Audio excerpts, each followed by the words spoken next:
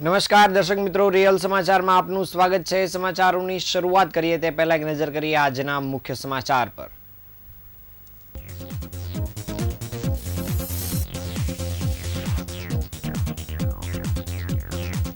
સુરત કોર્ટમાં જજની હાજરીમાં જ પતિએ પત્ની પર કર્યો એસિડ એટેક।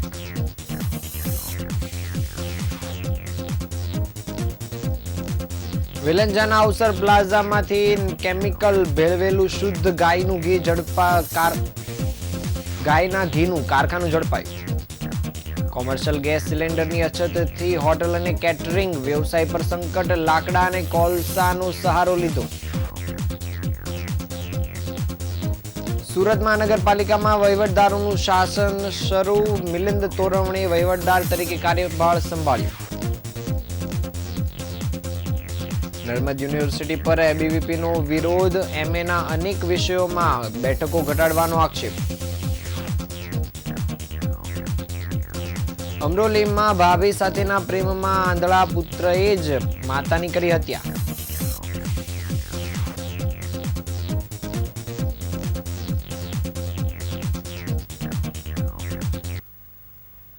સમાચાર વિગતે જોઈએ। સુરત જિલ્લા સેવા સદનના એ બ્લોકમાં આવેલા 5મા માળે આજે કાળજુ કંપાવનારી ઘટના બની હતી। ફેમિલી કોર્ટમાં જ્યારે ભરણ પોષણના કેસની કાર્યવાહી ચાલી રહી હતી ત્યારે 75 વર્ષીય આયુર્વેદિક ડોક્ટરે પોતાની 61 વર્ષીય પત્ની પર અચાનક એસિડ ફેંક્યું હતું। જજની હાજરીમાં જ બનેલી ઘટનાને પગલે કોર્ટે રૂમમાં નાસભાગ મચી ગઈ હતી અને વકીલો સહિતના પક્ષકારો સ્તબ્ધ થઈ ગયા હતા। એસિડ સીધું મહિલાના માથા અને ચહેરાના ભાગે પડતા તેમણે ગંભીર ઇજાઓ પહોંચી હતી। મહિલાના વકીલના જણાવ્યા પ્રમાણે એસિડના કારણે મહિલાની આંખ ડેમેજ થઈ ગઈ છે અને તેમની હાલત નાજુક છે। ઘટના બાદ તરત જ 108 એમ્બ્યુલન્સ બોલાવવામાં આવી હતી અને ઇજાગ્રસ્ત મહિલાને સારવાર અર્થે પાર્લે પોઈન્ટ ખાતે આવેલ સચદેવ હોસ્પિટલમાં દાખલ કરવામાં આવી હતી। ડોક્ટરો હાલ તેમની દ્રષ્ટિ બચાવવા માટે પ્રયત્ન કરી રહ્યા છે। આરોપી પતિ કાપડની કોથળીમાં એસિડની બોટલ છુપાવીને લાવ્યો હતો અને તેની કોથળીની તપાસ કરતા તેમાંથી એક નાની ડાયરી પણ મળી આવી હતી। એસિડ એટેક કર્યા બાદ આરોપીએ પોતાની કોથળીમાંથી કોઈ ઝેરી પાવડર જેવો પદાર્થ ખાઈ લેતા તેને પણ સારવાર અર્થે હોસ્પિટલમાં ખસેડવામાં આવ્યો હતો। એસિડ એટેકનો ભોગ બનેલી મહિલાના વકીલ મુકેશ બાંજણીએ જણાવ્યું હતું કે ભરણપોષણની રકમ મેળવવા માટે કોર્ટમાં આવેલી પત્ની પર તેના જ પતિએ એસિડ એટેક કરી હુમલો કર્યો હતો। આ ઘટનાને પગલે કોર્ટે સંકુલમાં ભારે અફરાતફરી મચી ગઈ હતી અને અગાઉ પણ પતિએ ચપ્પુથી હુમલો કર્યો હતો। પતિ પોતે એક આયુર્વેદિક ડોક્ટર છે અને તેમની ઉંમર 70 વર્ષની આસપાસ છે। આ ઝઘડાની શરૂઆત 8-10 વર્ષ પહેલા પતિ પત્ની વચ્ચે થઈ હતી ને જે હવે કોર્ટ સુધી પહોંચી છે।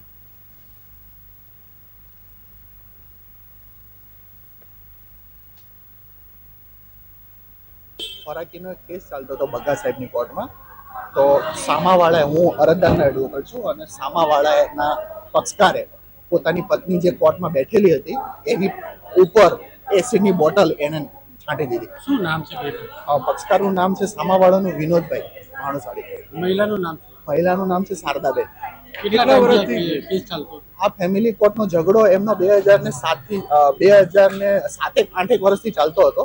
એમાં ડોમેસ્ટિક મેટરમાં આ કામના સામાવાળા અગાઉ પણ આવું કૃત્ય કરી ચૂક્યા છે અને પોતે બેલ આઉટ છે। પોતાની પત્ની ઉપર અટેમ્પ્ટ ટુ મર્ડરનો એક કેસ ઓલરેડી નોંધાયેલો છે અને એ બેલ આઉટ થયેલા છે। ત્યારે આજે ફરી વખત ખોરાકીના કેસમાં ખોરાકી ન આપવી પડે તેથી કરીને આજે બીજી ઘટના ઊભી કરી એમણે અને પોતાની પત્ની ઉપર એસિડ છાંટી દીધું। પછી શું થયું? પછી એસિડ છાંટ્યા પછી અમે હોસ્પિટલના ચક્કરમાં હતા તો એવું જાણવા મળ્યું છે કે પેલા ભાઈએ પણ પોતે કંઈ ખાઈ લીધેલું છે, ઝેર પી લીધેલું છે, એવું અમને માલુમ પડેલું છે। હીરા અને ટેક્સટાઇલ સિટી તરીકે જાણીતા સુરતમાં ફરી એકવાર ભેળસેળનું માર્કેટ સક્રિય થયું છે। સુરતના ઉમરા વિલંજા વિસ્તારમાં આવેલા અવસર પ્લાઝામાં ધમધમતા નકલી ઘીના કારખાના પર પોલીસે દરોડા પાડીને 2 શખ્સોને ઝડપી પાડ્યા છે અને આ કૌભાંડનો પર્દાફાશ કર્યો છે। આ ટોળકી છેલ્લા 1.5 વર્ષથી સોયાબીન તેલ અને ડાલડામાં કેમિકલ ભેળવીને શુદ્ધ ગાયનું ઘી કહીને લોકોના રસોડા સુધી ઝેર પીરસતી હતી।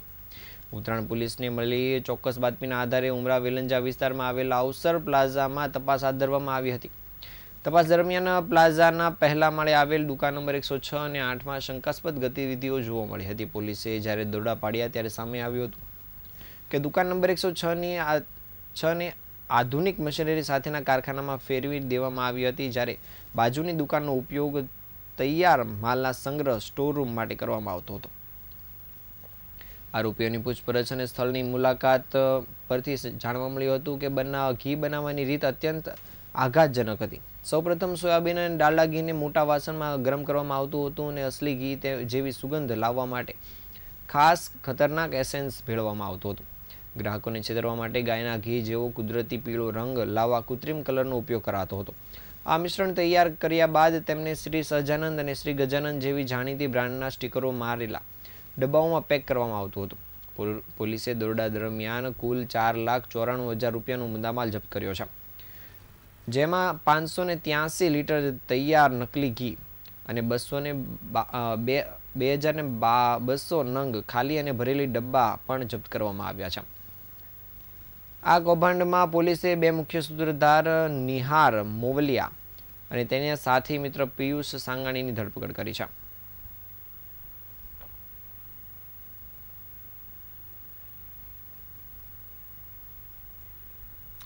ડાયમંડ સિટી સુરતમાં હાલ કોમર્શિયલ ગેસ સિલિન્ડરની ભારે અછત સર્જાઈ છે. ગેસ પુરવઠો ખોરવાતા શહેરના ખાદ્ય બજાર અને કેટરિંગ વ્યવસાય પર તેની માઠી અસર જોવા મળી રહી છે. ખાસ કરીને રેલવે સ્ટેશન જેવા વ્યસ્ત વિસ્તારમાં આવેલી હોટલો અને મોટા જમણવારના ઓર્ડર લેતા કેટરર્સને હવે આધુનિક ગેસ સ્ટવના સ્થાને પરંપરાગત લાકડા અને કોલસાનો ઉપયોગ કરવાની નોબત આવી પડી છે. સુરત રેલવે સ્ટેશન એ શહેરનું પ્રવેશદ્વાર છે, જ્યાં રોજના લાખો મુસાફરોની અવરજવર રહે છે. આ વિસ્તારમાં આવેલી નાની મોટી હોટલો અત્યાર સુધી ગેસ પર નિર્ભર હતી, પરંતુ સિલિન્ડર ન મળતા હવે રસ્તા પર જ લાકડાના મોટા તપેલા જોવા મળી રહ્યા છે. મુસાફરોને જમવા માટે સંચાલકોએ ફૂટપાથ કે પાછળના ભાગે કોલસાની સગડીઓ સળગાવી રસોઈ બનાવવાનું શરૂ કર્યું છે. આ દ્રશ્યો સુરતના આધુનિકીકરણ વચ્ચે પાછળના દાયકાઓની યાદ અપાવી રહ્યું છે. માત્ર હોટલો જ નહીં, પરંતુ લગ્નગાળો અને સામાજિક પ્રસંગોના ઓર્ડર લેતા કેટરિંગ સંચાલકો પણ મુશ્કેલીમાં મુકાયા છે. જ્યારે હજારો લોકોની રસોઈ બનાવવાની હોય ત્યારે કોમર્શિયલ ગેસ વગર કામ કરવું લગભગ અશક્ય છે. ગેસના અભાવે કેટરર્સ હવે મજબૂરીમાં મોટા લાકડાના ભારાઓ અને કોલસાનો જથ્થો મંગાવી રહ્યા છે. ખુલ્લા મેદાનમાં મોટા ચૂલા બનાવીને રસોઈ તૈયાર કરવામાં આવી રહી છે, જેના કારણે રસોઈયાઓને પણ ધુમાડામાં કામ કરવું પડી રહ્યું છે. ગેસની તંગીની સૌથી મોટી અસર ખાણીપીણીના મેનુ પર પણ પડી છે. જે વાનગીઓમાં તેજ આંચની જરૂર પડતી હતી તેવી ચાઇનીઝ આઇટમ્સ, પાઉંભાજી અને ઢોસા બનાવવાનું હાલ મોટાભાગની હોટલો અને કેટરર્સ દ્વારા બંધ કરી દેવાયું છે. હાલમાં માત્ર લિમિટેડ વાનગીઓ જેવી કે પૌવા, ઉપમા, સબ્જી રોટી અને સેન્ડવિચ જ પીરસવામાં આવી રહી છે. ગ્રાહકોને તેમની પસંદગીની વાનગીઓ ન મળતા તેઓ નિરાશ થઈ રહ્યા છે.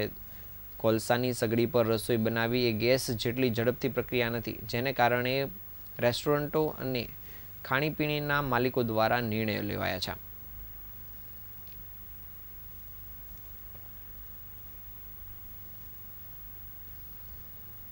प्रशांत भाई है। अभी मेरा पास 20 आदमी स्टॉप है, उनके खाने के लिए मेरे को बहुत दिक्कत होती है। अभी गैस का इतना बड़ा दिक्कत है कि यहाँ मेरा स्टॉप के लिए खिलाने के लिए कोई एक नहीं है। अभी मैं फ़िलहाल कोयले का भट्टी में चूल्हा के अंदर खाना पका के बना रहा हूँ। अभी थोड़ा बहुत तो रेस्टोरेंट में ऐसा चालू किया कि ये उपमा है, पोहा है, ये 2 चीज़ चालू किया। थोड़ा बहुत पंजाबी थाली भी, थोड़ा रोटी सब्जी वगैरह चालू किया। बाकी फ़िलहाल तो मेरा तो अमुक आइटम पूरा बंद रख दिया। और गिराकी भी ऐसा है, उनका चॉइस का गिराकी आता है, उनका आइटम नहीं मतलब गिराकी पर वापस जाता है। अभी इसको सरकार जितना जल्दी जा सके उतना जल्दी उसके ऊपर फैसला ले अच्छा है, क्योंकि अपने होटल के लिए स्टॉप के लिए खाना मिले, इतना गैस का बंदोबस्त किया तो ठीक है. સુરત સહિત સમગ્ર રાજ્યની તમામ 8 મહાનગરપાલિકાઓમાં જનપ્રતિનિધિઓની 5 વર્ષની મુદ્દત પૂર્ણ થતાં જ હવે વહીવટદારોનું શાસન શરૂ થઈ ગયું છે.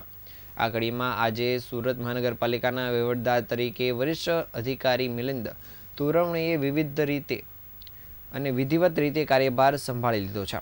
આગામી રાજકીય સ્થાનિક સ્વરાજ્યની ચૂંટણીઓ યોજાય અને નવું બોર્ડ અસ્તિત્વમાં ન આવે ત્યાં સુધી શહેરના તમામ મહત્વપૂર્ણ વહીવટી અને નીતિ વિષયક નિર્ણયો લેવાની સત્તા હવે મિલિંદ તોરવણીના હસ્તકે રહેશે. ગઈકાલે 11મી માર્ચના રોજ સુરત મહાનગરપાલિકાના ચૂંટાયેલા જનપ્રતિનિધિઓની 5 વર્ષની ટર્મ સત્તાવાર રીતે પૂર્ણ થઈ હતી. આ સાથે જ મેયર, ડેપ્યુટી મેયર, સ્થાયી સમિતિના અધ્યક્ષ અને અન્ય પદાધિકારીઓએ સત્તાવાર રીતે વિદાય લીધી હતી. લોકશાહી ઢબે ચૂંટાયેલા બોર્ડની ગેરહાજરીમાં મહાનગરપાલિકાના કામકાજમાં કોઈ અવરોધ ન આવે તે હેતુથી રાજ્ય સરકાર દ્વારા વિવિધ મહાનગરોમાં વહીવટદારોની નિમણૂક કરવામાં આવી હતી, જે અંતર્ગત સુરતની જવાબદારી મિલિંદ તોરવણેને સોંપવામાં આવી છે. મિલિંદ તોરવણે સુરત માટે કોઈ નવું નામ નથી. તેઓ અગાઉ 2014થી 2016 દરમિયાન સુરત મહાનગરપાલિકામાં મ્યુનિસિપલ કમિશનર તરીકે ફરજ બજાવી ચૂક્યા છે, જેને પગલે સામાન્ય રીતે મહાનગરપાલિકામાં નીતિ વિષયક નિર્ણયો લેવાની સત્તા જનરલ બોર્ડ અને સ્થાયી સમિતિ પાસે હોય છે. પરંતુ હવે જ્યારે ચૂંટાયેલું બોર્ડ અસ્તિત્વમાં નથી ત્યારે મહારાષ્ટ્ર મ્યુનિસિપલ કોર્પોરેશન એક્ટ, જે ગુજરાતમાં પણ લાગુ પડે છે, તે મુજબ સ્થાયી સમિતિ અને સામાન્ય સભાની તમામ સત્તાઓ હવે વહીવટદાર પાસે રહેશે. સુરતના વિકાસના કામો, ટેન્ડરિંગની મંજૂરી અને આર્થિક નિર્ણયો હવે મિલિંદ તોરવણે લઈ શકશે. ચૂંટણી આચારસંહિતા અને લોકશાહીના માપદંડો જળવાય તે રીતે વહીવટ ચલાવવાની તેમની પ્રાથમિક જવાબદારી રહેશે.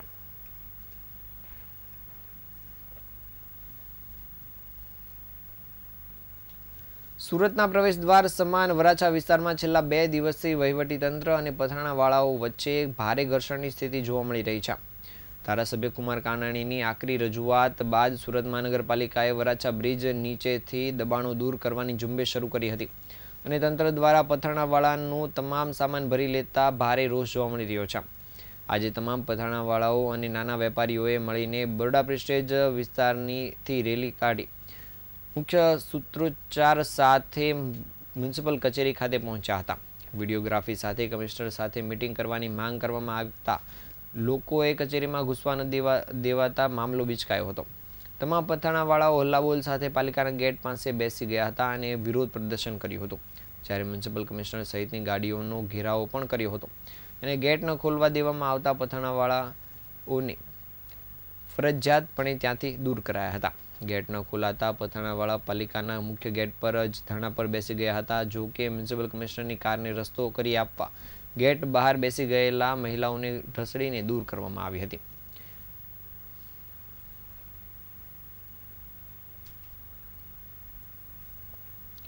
હીરા અને ટેક્સટાઇલ સિટી તરીકે જાણીતા સુરતમાં ફરી એકવાર ખાદ્ય પદાર્થમાં ભેળસેળનું મોટું નેટવર્ક સામે આવ્યું છે.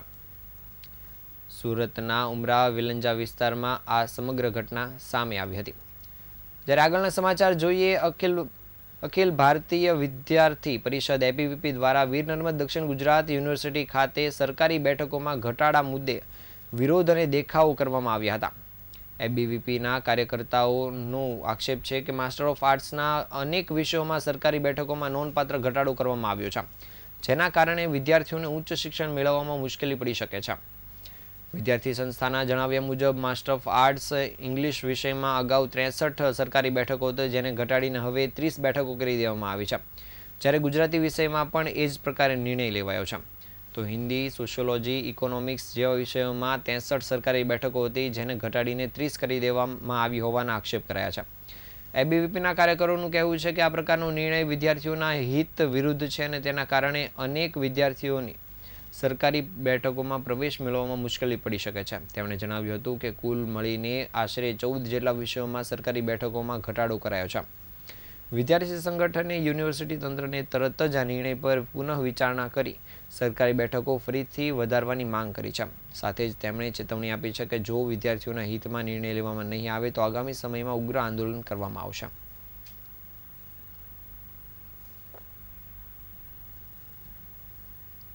અખિલ ભારતીય વિદ્યાર્થી પરિષદે એક પરિપત્ર યુનિવર્સિટીના દ્વારા બહાર પાડવામાં આવ્યું, જેમાં જે ગવર્મેન્ટ ગ્રાન્ટીનેટ અને જે સેલ્ફ ફાઇનાન્સ અને સાથે જે હાયર પેમેન્ટ અમાઉન્ટની જે સીટો છે તે વધારી દેવામાં આવી અને ગ્રાન્ટીનેટ જે સીટો છે ઓછી કરી દેવામાં આવી છે.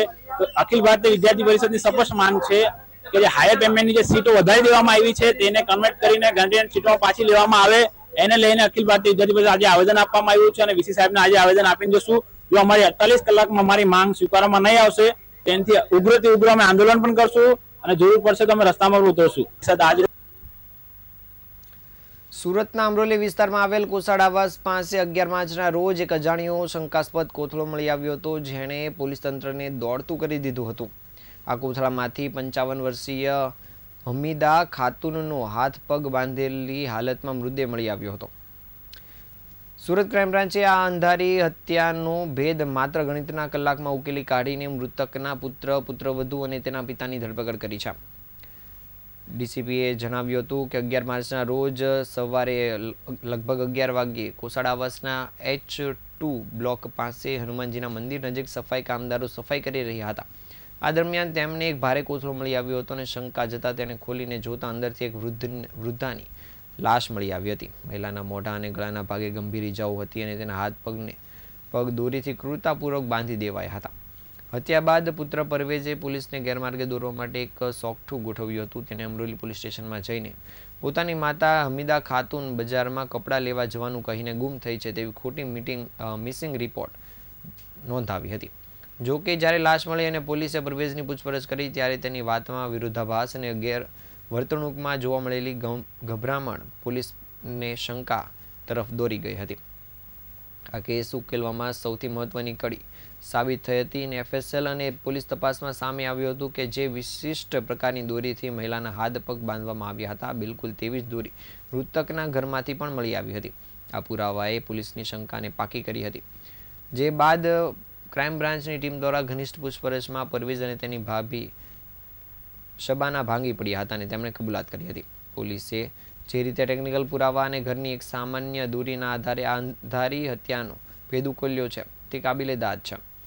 હાલમાં ત્રણેય આરોપીઓ જેલના સળિયા પાછળ છે અને તેમની ધ્યાનમાં રાખીને કાયદેસરની કાર્યવાહી શરૂ કરાઈ છે.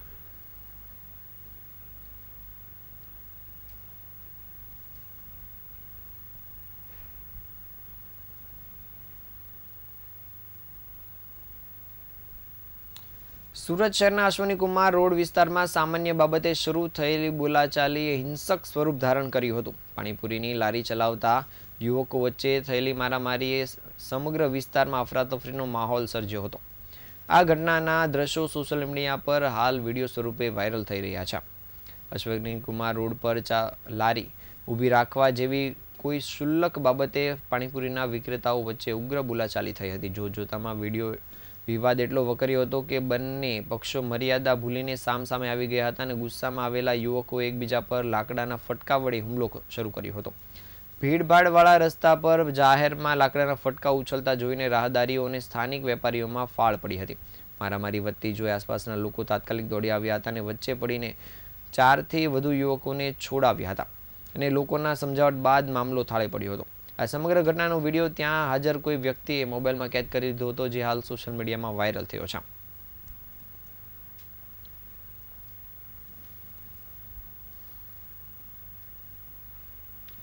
સુરત શહેરમાં ધાર્મિક ટૂરના નામે શ્રદ્ધાળુઓને લૂંટનાર એક ઠગને પોલીસે ઝડપી પાડ્યો છે. ચોક બજાર પોલીસ મથકે નોંધાયેલી ફરિયાદના આધારે પોલીસે યુવરાજ જરીવાલા નામના ઈસમની ધરપકડ કરી કાયદેસરની કાર્યવાહી શરૂ કરી છે. આરોપીએ ધાર્મિક યાત્રા કરવાના બહાને લોકો પાસેથી નાણાં ખંખેરી લીધા હતા. આરોપી યુવરાજ જરીવાલાએ અલગ અલગ ધાર્મિક સ્થળોએ ટૂર કરાવવાની લાલચ આપી હતી અને તેણે ખૂબ જ આયોજનબદ્ધ રીતે 44 જેટલા લોકોને વિશ્વાસમાં લીધા હતા અને તેમની પાસેથી ટૂરના ₹5,28,000 રૂપિયા પડાવ્યા હતા. જોકે પૈસા લીધા બાદ ટૂર તો દૂર રહી આરોપીએ કોઈ પણ પ્રકારની વ્યવસ્થા ન કરતા શ્રદ્ધાળુઓ છેતરાયા હોવાની અનુભવતા ચોક બજાર પોલીસે ફરિયાદ નોંધાવી હતી. જેના આધારે પોલીસે આરોપી યુવરાજ જરીવાલાની ધરપકડ કરી છે અને હાલ આગળની કાર્યવાહી શરૂ કરી છે.